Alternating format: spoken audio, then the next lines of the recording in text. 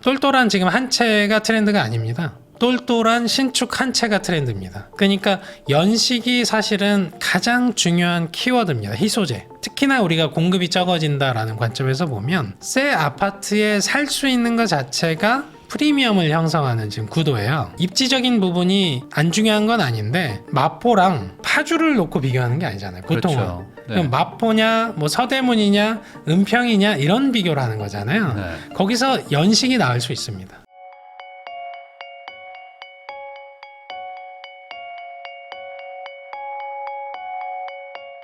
윤지혜 랩장님하고 이야기 나누고 있습니다. 그러면 결국에 이제 집을 사야 된다고 하면 지금 내가 사고 싶은 동네들은 막 가격 막 올라가가지고 고민이란 말이에요. 근데 동네를 아무래도 좀 먼저 보게 되는데 그 동네는 다 올랐어요. 그러면은 어떻게 해야 되나? 뭐 다른 좀 먼 지역으로 가야 될까? 아니면 그 안에서 조금 뭐 연식이 나쁘거나 세대수 작은 거 사야 되나? 이런 고민하고 있거든요. 어떻게 봐야 될까요? 뭐 제가 상담한 거에 의해서 답변을 드릴 수도 있는 내용입니다만 네. 제 경험치에 의해서 설명을 드릴게요. 이거는 제가 이제 그 한참 이제 주택을 마련하려고 할 때 보고 있던 3개 지역이 있었습니다. 네. 그때 당시에 어느 지역인지까지는 거론 안 할게요. 근데 제가 한두 달 지나니까 한 개 지역이 사라졌어요. 무슨 얘기냐면 급등해 버렸다는 얘기입니다. 네, 그렇죠. 그리고 조금 더 대기하니까 두 번째 지역도 급등해 버렸어요. 그리고 좀 지나니까 세 번째 지역, 그러니까 3순위로 놓고 봤던 지역들이 다 급등을 해버리는 겁니다. 그래서 너무 멀리 갔어. 네. 그러면 제4의 후보지를 찾습니다. 네. 대체제를 찾는 거죠. 그래서 이제 제가 이제 그때 당시에 4번째 대체제를 찾았고, 대체제를 찾아서 이제 그쪽에 이제 매물을 보러 갔는데 시세보다 굉장히 저렴하게 나온 거예요. 네. 한 시세보다 한 10% 정도 이상 쌌습니다. 싼데 왜 싼가 이제 구조를 따져 보니까 그분이 이제 해외 이주를 해야 되는 거예요. 네. 네, 그래서 시세를 몰라. 시세 어두운 겁니다. 그러다 보니까 굉장히 시세보다 한 20% 가까이 저렴하게 사서 사자마자 수익인 경우가 있었습니다. 네, 사자마자 한 5천에서 1억 정도가 수익인 거예요. 네네네. 네, 애초에 싸게 샀으니까. 그런 게 이제 급매물입니다. 이제 결과적으로는 우리가 관심이 있는 지역이 있다면 계속 지켜봐야죠. 지켜보면서 특정 시기에 개인의 사정에 따라서 시세보다 과하게 싸게 나올 때가 있습니다. 그때 내가 잡을 수 있는 계약금을 쥐고 있는 게 굉장히 중요해지는 거죠. 그리고 이제 잔금을 치를 수 있는 건 대출 한도는 사실은 계약금 치르기 전에 은행에 문의는 해봐야 되는 거고요. 네. 그렇게 해서 계속 보는 겁니다. 그래서 정말 관심이 있다면 1순위부터 한 10순위까지 그냥 해놓는 거죠. 그리고 이제 순차적으로 이 중에서 가장 어떤 걸 선택할까는 원래 평상시에 본인 생활권에서 봅니다. 네. 무주택자이신 분들은 고민이 많으니까 그런 관점에서 보신다면 급매물의 보통 기준점은 시세보다 한 20% 사이에서 좀 저렴하게 나온 걸 얘기합니다. 근데 더러 이제 실수하는 건 1층은 원래 한 10% 저렴합니다. 동양도 원래 좀 예. 싸고. 예. 네. 그래서 저도 한때는 1층도 그래도 뭐 애들 뛰고 이런 것들에 크게 불만은 없고 이렇다고 저는 이제 봤던 적이 있는데 저도 이제 아파트 단지에 1층을 오갈 때마다 느끼지만 정말 불편하겠다. 왜냐하면 단지 한 동에 있는 모든 사람이 1층에서 계속 움직이잖아요. 네. 그리고 분리수거 할 때도 움직이고 뭐 택배 왔을 때 택배도 움직이고 끊임없이 그 안에서 움직이니까 문 열 때마다 좀 불편하지 않을까 그런 생각들이 있고 그리고 소음도 좀 많다. 뭐 그런 네. 뭐 1층에 대한 걸 꼭 그런 건 아닙니다만 이유는 이런 겁니다. 저렴한 이유가 있다. 네. 그러니까 저렴한 이유를 따졌는데 이유가 합당하면 그건 그냥 원래 그런 겁니다. 네. 그게 급매물은 아닌 거죠. 그러니까 그런 부분에서는 좀 조심할 필요는 있다. 그러면은 아주 그냥 단순화해가지고 좋은 동네의 낡은 집, 그 다음에 조금 멀지만 신축 이런 걸 가지고 제일 많이들 고민하시거든요. 이게 맞아요. 아파트가 이제 연식이 좋아질수록 이 뭔가 커뮤니티부터 막 다 달라지니까 큰 틀에서 같은 값이라면 어디에 조금 더 비중을 둬야 될까요? 어렵죠. 이거는 이제 케이스가 조금 나뉠 수는 있는데 네. 일단 시장은 똘똘한 신축 쪽으로 가 있습니다. 똘똘한 신축, 똘똘한 준신축. 네. 똘똘한 지금 한 채가 트렌드가 아닙니다. 똘똘한 신축 한 채가 트렌드입니다. 네. 그러니까 연식이 사실은 가장 중요한 키워드입니다. 희소재. 특히나 우리가 공급이 적어진다라는 관점에서 보면 새 아파트에 살 수 있는 것 자체가 프리미엄을 형성하는 지금 구도예요. 거기에 이제 뭐 커뮤니티며 뭐 이런 것들이 워낙 좋기도 하고. 근데 이제 핵심은 그래서 연식의 차이가 몇 년이 나냐를 따지는 겁니다. 네. 우리가 이제 뭐 20년 차와 그러니까 2000년 초반 거와 2023년 거를 따지면 연식이 더 중요할 수 있습니다. 네. 그러니까 입지적인 부분이 안 중요한 건 아닌데 입지적인 부분이 완벽히 괴리된 지역이 아닌 이상 우리가 예를 들어서 이렇게 비교하잖아요. 우리가 그 금액대에서 봤을 때 마포랑 네. 이렇게 파주를 놓고 비교하는 게 아니잖아요. 보통은. 그렇죠. 네. 그럼 마포냐, 뭐 서대문이냐, 은평이냐 이런 비교를 하는 거잖아요. 네. 거기서 연식이 나올 수 있습니다. 네. 보통 근데 이런 얘기를 하시죠. 막 이제 평택과 그 인서울을 비교하면 이게 그 구간이 안 맞잖아요. 네. 그러니까 같은 금액에서 연식이냐 입지냐를 따졌을 때 생활권 반경이 과하게 확장돼서 왜곡되는 거 아니면 연식을 따지는 게 저는 지금 맞다고 봅니다. 예. 연식도 말씀하신 것처럼 완전 최신축이 있고 그냥 신축급이 있고 준신축, 뭐 준준신축 뭐 이런 식으로 막 나누잖아요. 그 말씀은 이제 완전한 그 신형 커뮤니티들이 막 있는 최신축들이 나을 수 있다. 이렇게 봐야 되는 근데 거예요. 이미 비싸요. 네. 그래서 이미 최고가야. 네. 그래서 그걸 추천을 못 드려요. 그러면 이제 틈새 시장은 5년 차 이내에 있는 신축이죠. 네. 근데 거기서 찾으면 나름의 또 급매물을 찾을 수도 있죠. 근데 거기도 웬만큼 지금 퍼져 있어요. 네. 그래서 예를 들어서 우리가 좀 우습게 좀 보듯이 무슨 이제 서울 외곽지 이렇게 보는 지역도 신축 가보시면 최고가예요. 네. 네, 그만큼 신축에 대한 선호도가 높습니다. 그러니까 틈새는 이제 한 5년 차에서 10년 차 사이에 있을 수 있는 겁니다. 그러면 2015년부터 2025년 사이에 있는 네. 어떤 의미의 준신축을 찾는 게 사실은 나름의 현재는 틈새다. 근데 이제 15년 차, 20년 차로 가면 어느 순간 한 10년 살면 30년 차가 돼버리잖아요. 네. 그건 약간 불리할 수 있습니다. 뒤로 갈수록 우리가 재건축이 어려워지는 지금 구도에 가고 있어서 네. 그런 관점에서 보시면 되도록 신축에서 입지 환경이 너무 괴리만 되지 않았으면 연식에 좀 더 집중하시는 게 저는 더 맞다고 봅니다. 현재는. 그러면 오히려 역발상으로 아예 완전한 이제 재건축 연한이 넘어가 버린 구축 이런 거는 이제 앞으로 신축이 될 수 있으니까 여기도 지금 좀 뜨겁거든요. 이런 방식도 괜찮을까요? 재건축에 투자. 뭐 핵심지의 재건축이냐 네. 아니면 애매한 지역의 재건축이냐에 따라 다릅니다. 네. 그러니까 예를 들어서 우리가 뭐 여의도 같은데 핵심 재건축이잖아요. 네. 결국은 되겠죠. 목동 재건축이다. 결국은 되겠죠. 압구정 재건축이다. 결국은 되겠죠. 근데 이제 이렇게 가는 겁니다. 의정부의 재건축이다. 될까요? 쉽지 않을 수 있죠. 네. 인천의 구도심에 있는 재건축이다. 될까요? 그러니까 될 수 있는 가능성을 따져봐서 될 것 같으면 괜찮습니다. 미래의 신축이니까. 근데 분담금 이슈가 있다 보니까 사실은 이 자금 동원력에서 문제가 되는 그 기존 조합원들이 굉장히 많아요. 네. 그러니까 좀 애매하게 그 자금력이 애매한 경우입니다. 이 분당처럼 자금력이 있는 경우 빼고 일산 같은 경우는 지금 거주하시는 분들의 자금력이 좀 애매해요. 그러면 재건축을 동의해야 되는데 동의부터 잘 안 될 수 있습니다. 네. 네, 분담금이 부담스러워서. 그러니까 된다라는 보장이 이제 잘 안 나오죠. 네, 결국은 자금 문제니까. 그래서 애매한 지역의 재건축은 기피해야 될 수 있고요. 핵심지 쪽에서의 재건축이라면 맞죠. 최고 신축이 될 거니까. 우리가 뭐 압구정 재건축이 안 될 거라고 보는 사람 없잖아요. 결국은 되겠죠. 네. 문제는 너무 비싸다. 그 문제인 거죠. 네. 그러니까 어느 정도 금액대가 좀 있는 지역들의 재건축을 사라 이렇게 좀 정리할 수 있겠네요. 그러니까 정말 신축 분양권을 받고 싶으시다면 차라리 투자금을 줄이는 게 낫습니다. 네. 무슨 얘기냐면 재개발로 가야죠. 네. 재개발 한 2억 원에서 한 3억 원 정도 되는 지분을 통해서 나중에 분담금을 부담하더라도 신축 아파트가 될 거라는 명확한 관점이 있는 것들. 예를 들어서 노량진 같은 곳들. 네. 결국은 거기는 재개발이 될 거거든요. 그러면 그런 곳들에서의 어떤 10년, 한 20년 정도 기다릴 수 있다. 이런 분들은 자금을 적게 묻어놓고 기다리는 겁니다. 네. 그리고 분담금을 낸다라는 관점인 거죠. 그런 관점에서 접근해야지 재건축 쪽 이제 그걸 이제 매입을 하고 금액이 그렇게 작지 않습니다. 외곽지에 있는 아파트는. 근데 그걸 이제 난 10년, 20년 기다릴 거야 하는 게 더 불리할 수 있어요. 그러니까 외곽지의 재건축보다 도심지 안에 있는 재개발이 더 나을 수 있어요. 네. 네. 미래의 신축을 원한다면 네. 그렇게 보시면 될 것 그러니까 같습니다. 일종의 그건 뭐 사전 청약처럼 미리 걸어놓고 언젠가 되겠지. 물론 네. 이제 초장기 각오를 해야죠. 네, 약간 맞습니다. 좀. 네.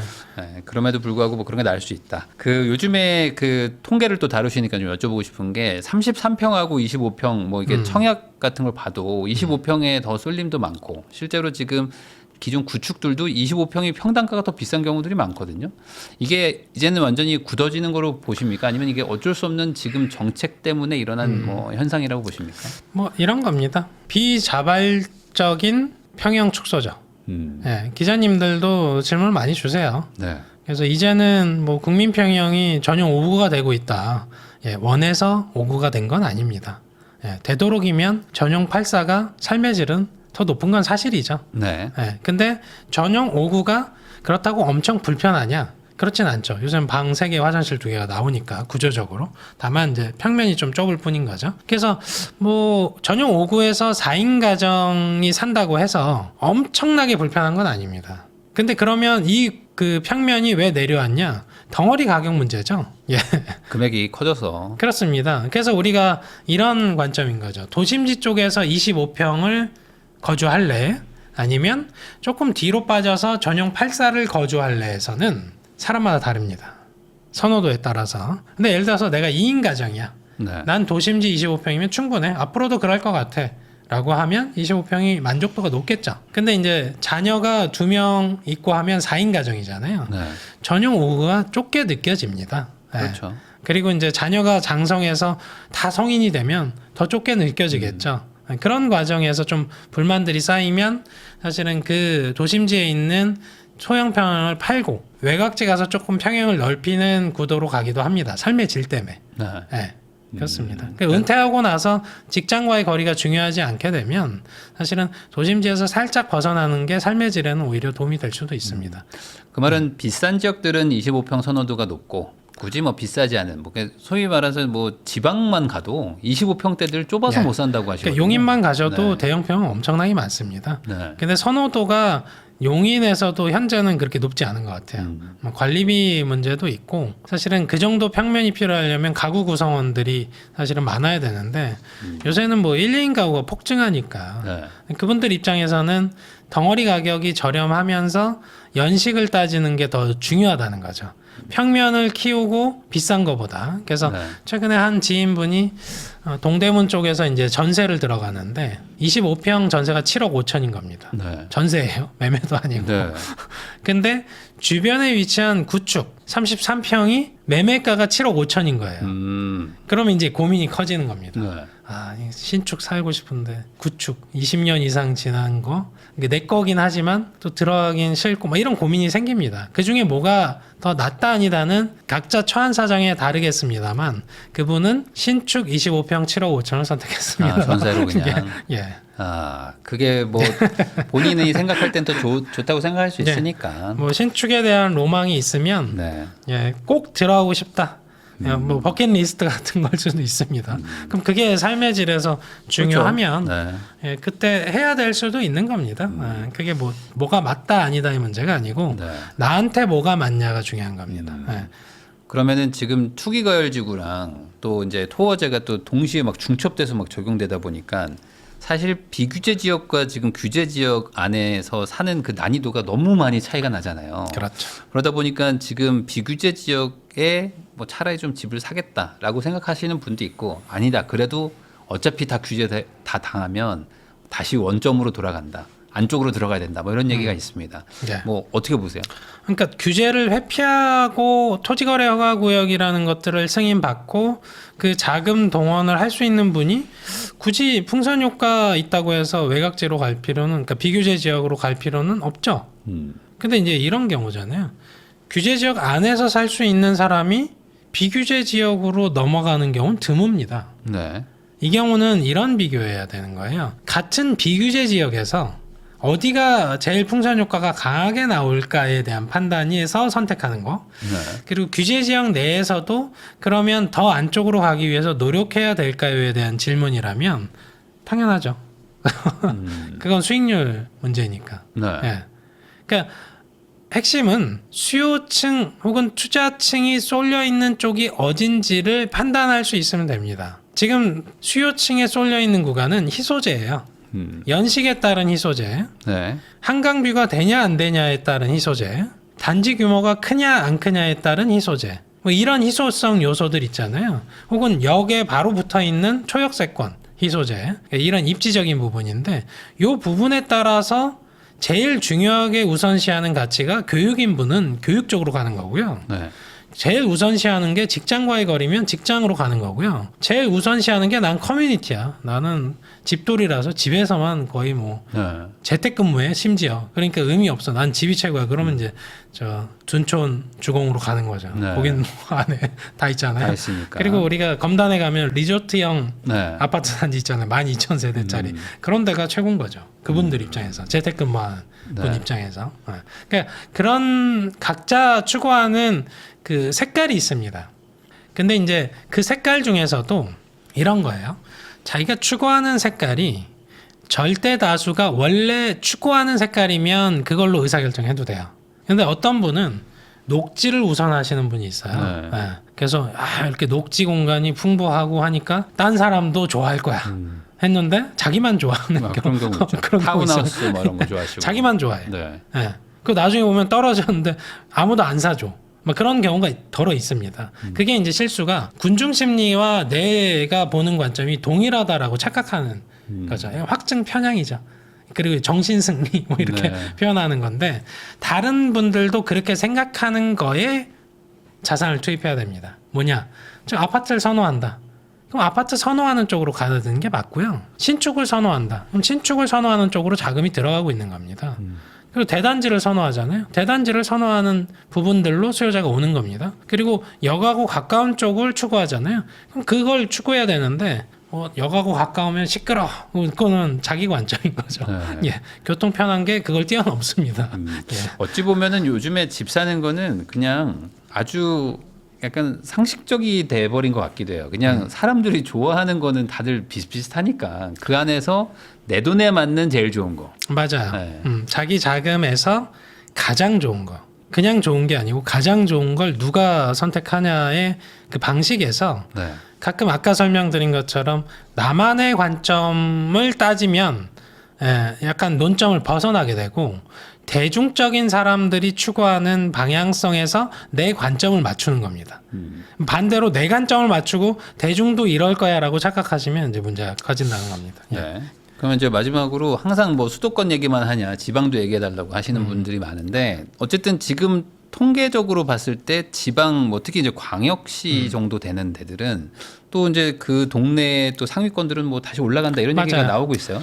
요새 변동률 상에서 보면 지방 쪽도 플러스로 전환한 지역들이 꽤 보입니다. 네. 대전도 플러스로 전환을 했고요. 울산도 최근 들어서 플러스로 전환했고 대구도 전월세 쪽에서 조금 움직임이 커지면서 플러스로 전환했습니다.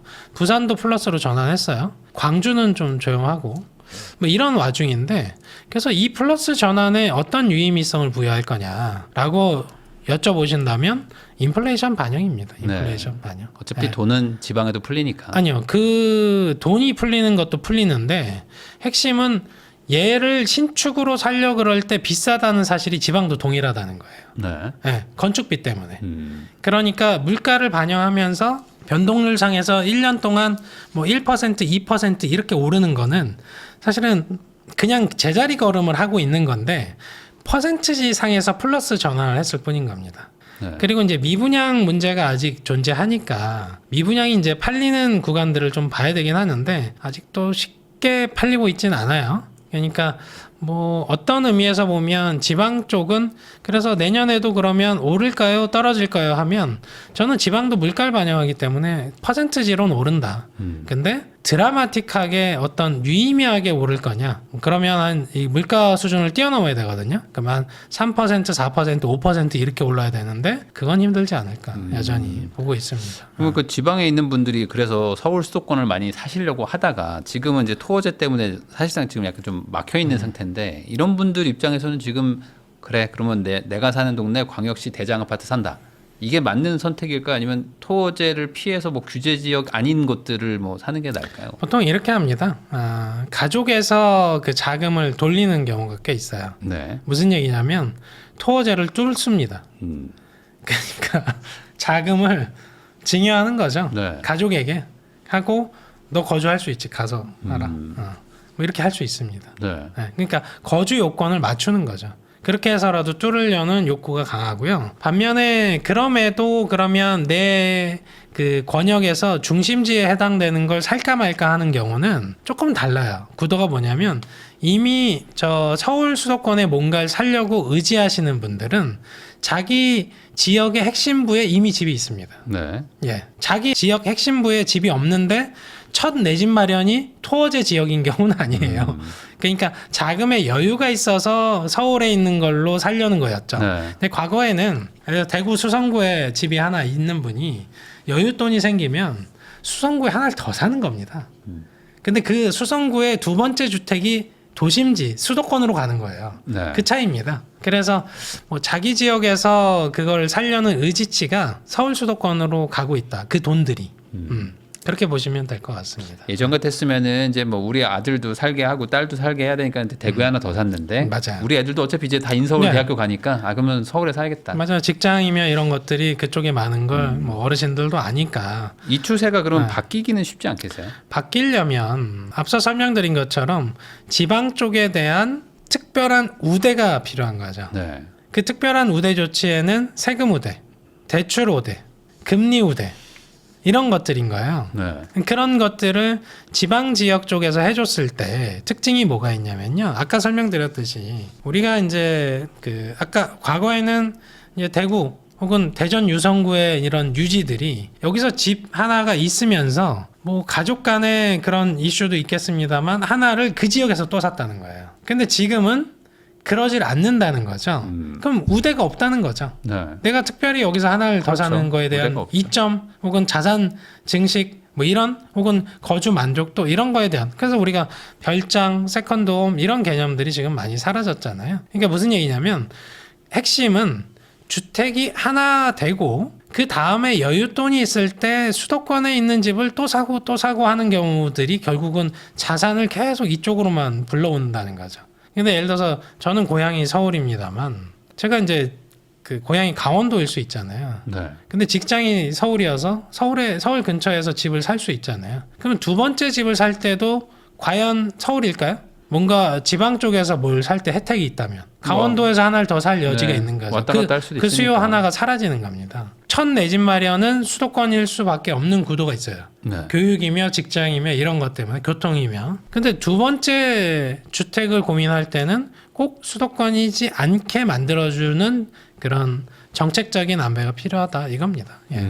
그런 것들이 좀 나왔으면 좋겠다 이런 예. 얘기 해주신 것 같습니다. 네, 지금까지 윤재일 랩장님 모시고 현재 부동산 시장에 대해서 얘기를 해봤는데요. 뭐 통계상으로도 그렇고 지금 돌아가는 지금 상황이 내년도 집값 상승을 좀 예측을 많이 하고 있는 것 같습니다. 이거는 이제 제가 근 한 20년을 보면서 봤던 건데 네, 건설산업연구원 아시죠? 네, 그리고 주택산업연구원 아시죠? 네. 거기에 최근에 이제 전망 발표했잖아요. 네.